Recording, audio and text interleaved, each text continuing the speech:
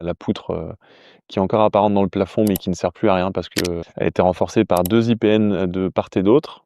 et on a quand même le plafond, bah, qui alors je vais pas dire qu'il s'est effondré, mais on l'a fait effondrer parce que, il se serait effondré sinon.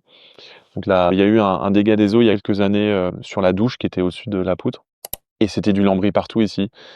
Donc vous avez une cabine et tout, donc on pensait que c'était réglé.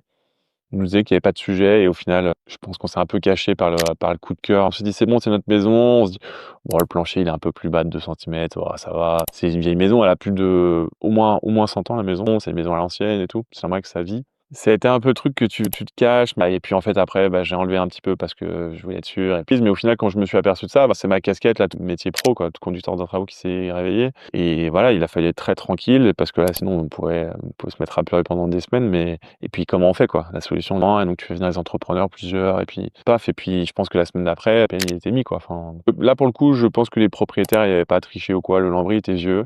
c'était super propre. Il y a des choses qui auraient pu nous mettre la puce à l'oreille et le plancher en fait à l'étage, il était vraiment pas droit, il y avait eu des petits affaissements.